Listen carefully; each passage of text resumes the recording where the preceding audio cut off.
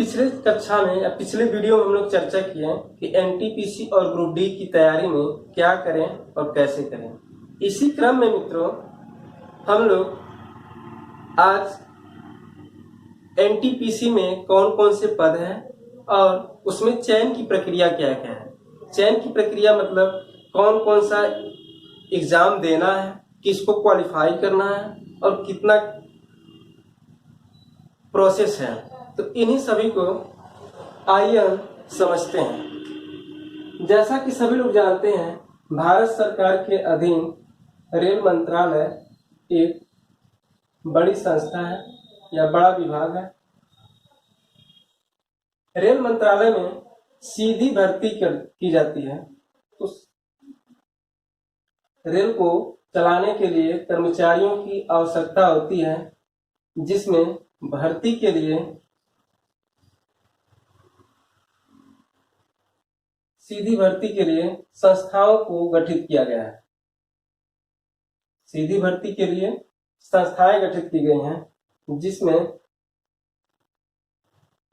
दो होता है। एक पद होता है ग्रुप सी के लिए और दूसरा ग्रुप डी के लिए। ग्रुप सी को हिंदी में समूह ग और ग्रुप डी को समूह घ कहते हैं। ग्रुप सी के लिए जो संस्था है उसे कहते हैं RRB और ग्रुप सी के लिए जो संस्था है उसे कहते हैं RRC। ये दोनों का संक्षिप्त नाम है RRB और RRC। RRB का फुल फॉर्म या पूरा नाम क्या है, इसे पूरा कहते हैं रेलवे रिक्रूटमेंट बोर्ड और RRC को कहते हैं रेलवे रिक्रूटमेंट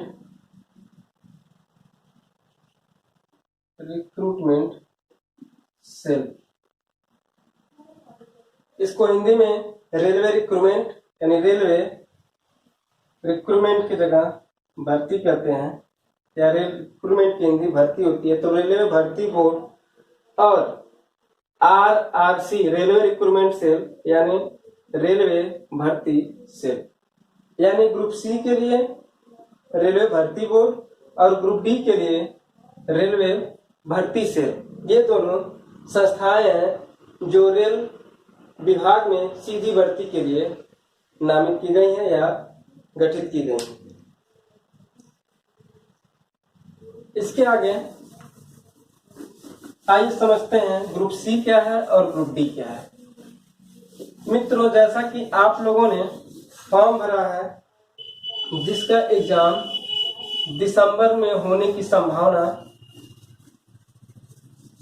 प्रदान की गई है, तो उसमें एक एनटीपीसी दिया गया है और एक ग्रुप डी दिया गया है। तो दोस्तों, एनटीपीसी ग्रुप सी का ही नामकरण है।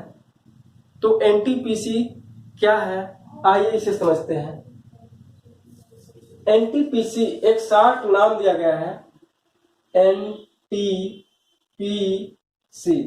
एनटीपीसी का फुल फॉर्म होगा नॉन टेक्निकल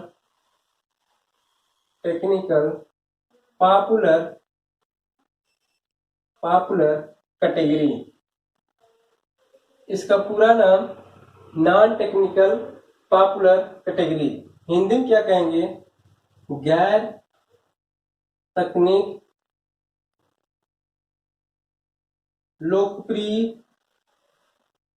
पद या पोस्ट, दोनों कह सकते हैं, पोस्ट या पद। इसमें ये गैर तकनीकी लोकप्रिय कोट या पद। तकनीकी, ये गैर तकनीकी का मतलब क्या होता है, तो गैर तकनीकी समझने से पहले हमें तकनीक समझते हैं। ये तकनीक क्या होता है। तकनीक का मतलब होता है, हमने देखा है कई स्टूडेंट ITI किए होते हैं, बीटेक किए होते हैं, पॉलिटेक्निक किए होते हैं। स्ट्रक्चर एक विशेष प्रकार की डिग्री ले ली होते हैं उसे तकनीकी योग्यता कहते हैं, जिसमें ITI, BTech, पॉलिटेक्निक इस तरह के आते हैं। इसके अलावा जो छोड़ दिया जाता है तो वो सभी को गैर तकनीकी में शामिल किया जाता है। जैसे हमने देखा BA, BSc, BBA, इस प्रकार की कई जो है उपाधि होती है जिसे गैर तकनीकी श्रेणी में रखा जाता है। तो मित्रों, ये आपका NTPC के लिए गैर तकनीकी लोकप्रिय कोट पद होता है। इसमें चयन की प्रक्रिया क्या है इसको देखते हैं। चयन की प्रक्रिया NTPC में कैसे चयन होगा या सिलेक्शन प्रोसेस, सिलेक्शन प्रोसेस। इसके पहले मित्रों एक बात और हम आपको बताना चाह रहे हैं कि इस पद में या NTPC को 2 वर्गों में डिवाइड किया गया है या 2 वर्गों में विभाजित किया गया है। उसके बाद उसमें पदों को शामिल किया गया है। कौन कौन सा? पहला है अंडर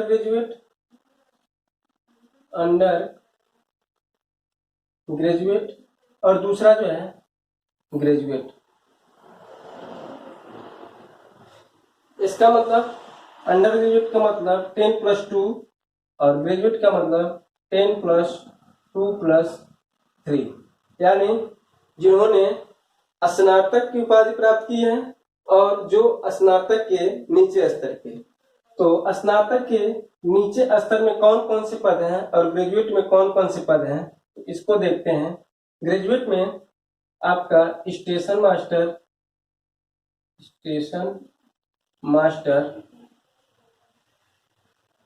गुड्स गार्ड,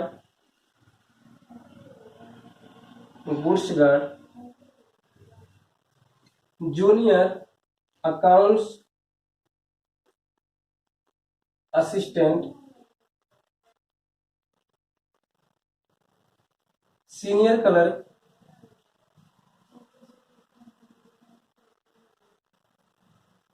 कमर्शियल कम टिकट क्लर्क। इस प्रकार के और भी कई पदों को शामिल किया गया है। इसी प्रकार से 10+2 में junior clerk, time keeper,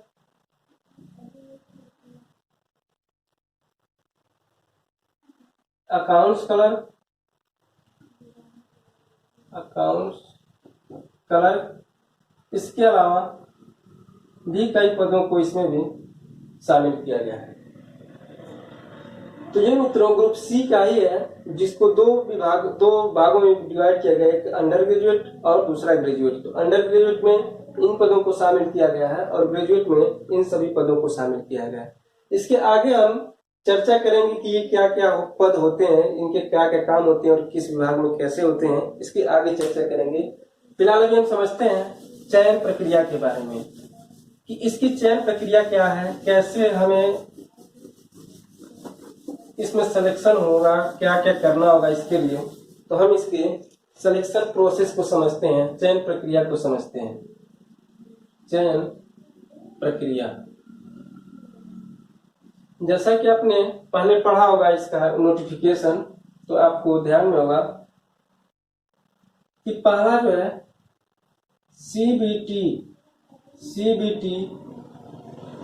first stage, दूसरा CBT सेकेंड स्टेज, तीसरा टाइपिंग टेस्ट आबलिक CBAT और चौथा डॉक्यूमेंट्स वेरिफिकेशन और पांचवा मेडिकल एग्जामिनेशन।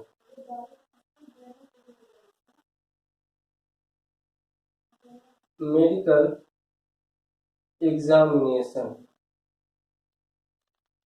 तो मित्रों ये चयन प्रक्रिया है। अगर आपको सिलेक्शन लेना है इस एनटीपीसी में तो इस चरण से आपको गुजरते हुए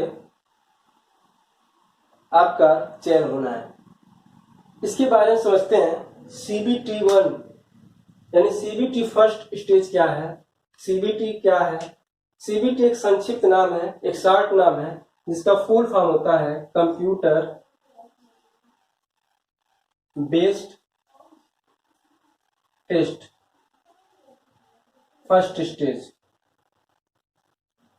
फर्स्ट स्टेज इसे हिंदी में कहेंगे कंप्यूटर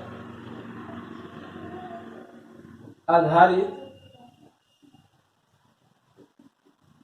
परीक्षा प्रथम चरण।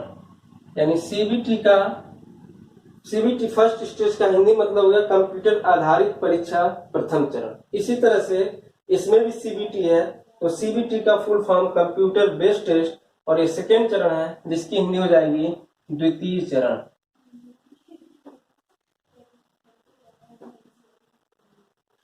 तो ये आपका सीबीटी 1, ये आपका सीबीटी 2 और ये typing test.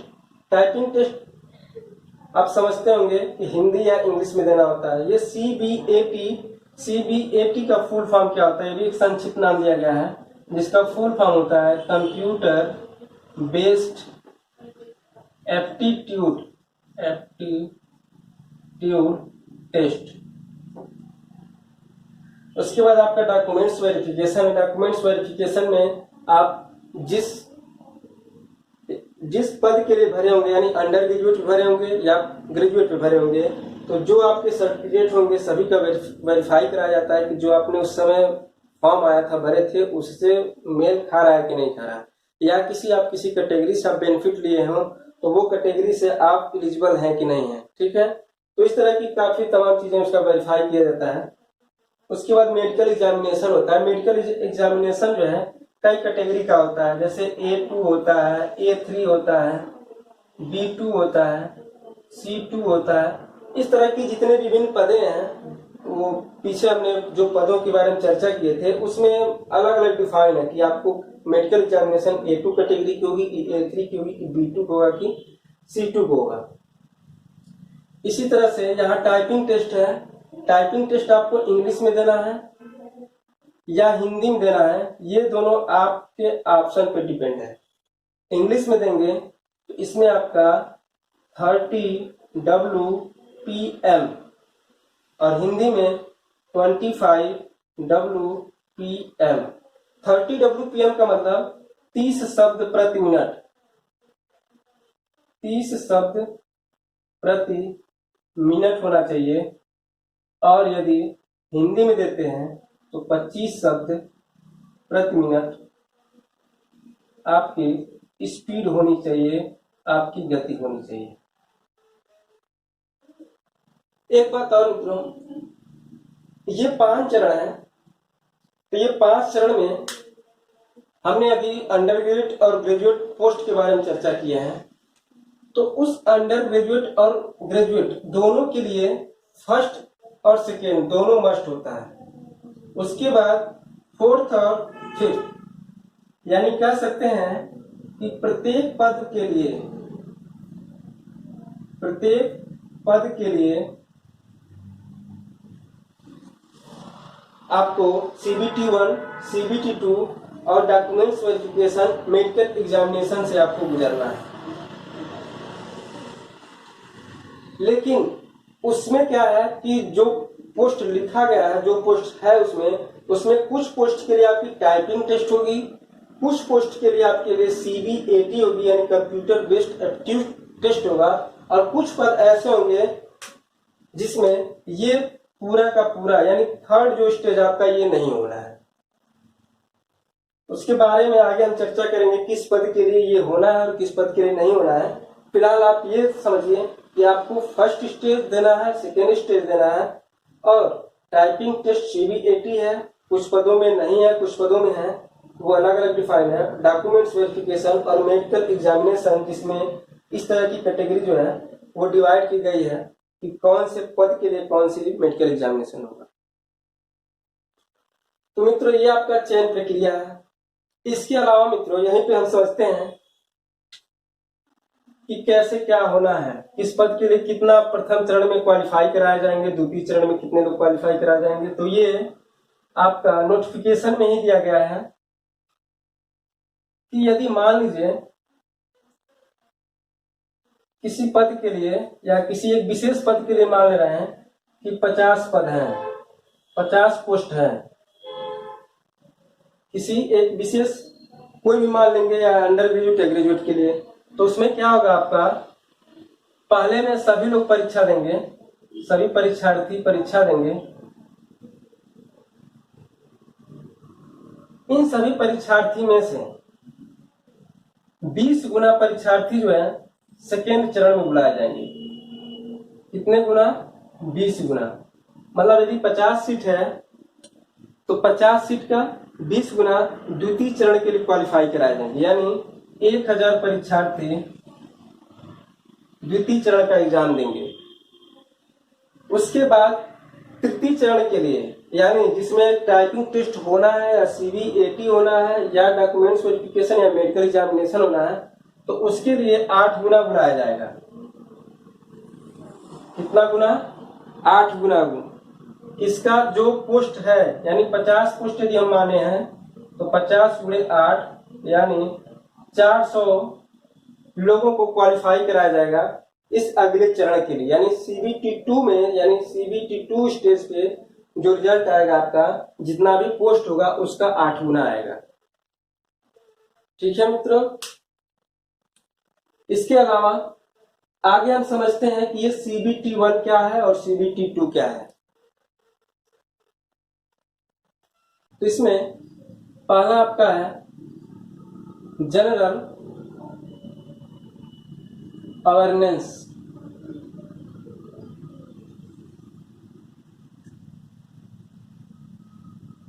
First, second mathematics, जिसे हिंदी में गणित, और थर्ड जो है general intelligence, general intelligence, intelligence and reasoning.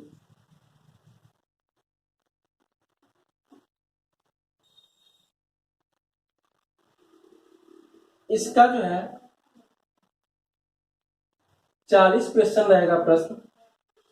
गणित का आपका 30 प्रश्न, जनरल इंटेलिजेंस एंड रीजनिंग का 30 प्रश्न। जो फर्स्ट स्टेज में परीक्षा होगा आपका, तो जनरल अवेयरनेस रहेगा, मैथमेटिक्स रहेगा और जनरल इंटेलिजेंस एंड रीजनिंग रहेगा। इसको हिंदी में कहते हैं सामान्य बुद्धिमत्ता एवं तर्क शक्ति। जनरल अवेयरनेस के 40 क्वेश्चन, मैथमेटिक्स के 30 क्वेश्चन और जनरल इंटेलिजेंस एंड रीजनिंग के 30 क्वेश्चन रहेंगे। ये सभी को जोड़ेंगे तो आपका 100 क्वेश्चन रहेगा। इस 100 क्वेश्चन को समय कितना मिलेगा? आपको दिया जाएगा 90 मिनट। 90 मिनट का मतलब 1 घंटा 30 मिनट, यानी 1.5 घंटे में आपको 100 क्वेश्चन अटेम्प्ट करने हैं। तो मित्रों, अगर GD एजुकेशनल पॉइंट से जुड़े रहते हैं तो ये 1.5 घंटे में आपको 100 क्वेश्चन कैसे होगा, कैसे अटेम्प्ट कर पाएंगे, इसके बारे में बताया जाएगा। अभी फिलहाल इसे देखते हैं। ये 1-1.5 घंटे में 100 क्वेश्चन करना है। इसके अलावा इसमें नेगेटिव मार्किंग रखा गया है। नेगेटिव मार्किंग वो भी कितना, ये भी एक बहुत ही खतरनाक चीज है। नेगेटिव मार्किंग रखा गया है 1/3। 1/3 का मतलब क्या होता है, इसे हम एक उदाहरण के रूप में समझाते हैं। जैसे आपने मान लिया पहला क्वेश्चन किया, दूसरा किया, तीसरा किया और चौथा क्वेश्चन। पहला क्वेश्चन किए, दूसरा क्वेश्चन किए, तीसरा क्वेश्चन किए। अब इसमें अगर मान लीजिए आपका पहला क्वेश्चन का आंसर गलत हो गया, दूसरे का सही हो गया, तीसरे का गलत हो गया, चौथे का गलत हो गया, तो क्या परिणाम होगा? हमने 4 क्वेश्चन अटेम्प्ट किए, 4 क्वेश्चन में 3 क्वेश्चन आपके क्या हो गए? गलत हो गए। 3 क्वेश्चन आपके गलत हो गए और 1 क्वेश्चन आपका सही हुआ। 1 क्वेश्चन सही हो गया। तो ये 3 क्वेश्चन जो है आपके 1 क्वेश्चन जो सही है इसको बराबर कर देगा, यानी आपको टोटल 0 अंक मिलेंगे। टोटल आपको 0 अंक मिलेंगे। तो इसको ध्यान देना है कि निगेटिव मार्किंग से भी बचना है और क्वेश्चन भी सही करना है। उसके अलावा हमें ज्यादा से ज्यादा क्वेश्चन भी करना है, जिससे हमारा फर्स्ट स्टेज यानी प्रथम चरण जो है क्वालिफाई हो सके। इसी प्रकार से इसमें दूसरा चरण होता है सेकेंड स्टेज। तो सेकेंड स्टेज में क्या होता है मित्रों, आपका जो सिलेबस रहेगा सेकेंड स्टेज के लिए, यानी जो विषय पूछे जाएंगे वो यही 3 रहेंगे जो CBT 1 में रहे हैं, यानी जनरल अवेयरनेस, मैथमेटिक्स और जनरल इंटेलिजेंस एंड रीजनिंग। अंतर क्या होगा, यानी ये सेकेंड में जनरल अवेयरनेस के आपके 50 क्वेश्चन हो जाएंगे, मैथमेटिक्स के 35 क्वेश्चन हो जाएंगे, जनरल इंटेलिजेंस एंड रीजनिंग के 35 क्वेश्चन हो जाएंगे। ये टोटल जोड़ेंगे 50, 35, 35, तो ये आपके 120 क्वेश्चन हो जाएंगे और इसके लिए भी समय आपका 90 मिनट ही रहेगा। यानी देखिए प्रथम स्टेज में भी आपको 90 मिनट ही मिला, लेकिन वहां 100 क्वेश्चन थे, और द्वितीय स्टेज में यानी सेकेंड द्वितीय चरण में आपको 90 मिनट मिलेगा, लेकिन इसमें क्वेश्चन की संख्या 120 हो जाएगी। तो मित्रों इस चीज को समझना, यहाँ भी आपका 1/3 मार्किंग रहेगा, निगेटिव मार्किंग रहेगा। आपको यहाँ पे भी निगेटिव मार्किंग का सामना करना पड़ेगा। यहाँ भी आपको सही क्वेश्चन करने हैं और क्वालिफाई भी करना है। इसको ध्यान में रखते हुए आपको एक सिलेबस निर्धारित किया गया है, जिसे यहाँ पे GD एजुकेशनल पॉइंट परिवार द्वारा कंप्लीट कराया जाएगा। तो मित्रों ये था आपका CBT 1 और CBT सेकेंड स्टेज। इसके बाद आपका चयन प्रक्रिया जो थर्ड था टाइपिंग टेस्ट या CBAT, और चौथा डॉक्यूमेंट्स वेरिफिकेशन मेडिकल एग्जामिनेशन होता है। तो आगे के जो विषय पढ़ाए जाएंगे उसमें आपका ये जनरल अवेयरनेस, मैथमेटिक्स और जनरल इंटेलिजेंस एंड रीजनिंग विषय पे विस्तृत रूप से चर्चा होगी और आपको कॉन्सेप्ट बेस पे सभी जो है GD एजुकेशनल पॉइंट इन सभी टॉपिक को कवर करते हुए आपको एग्जाम में आपके साथ सदैव रहेगा।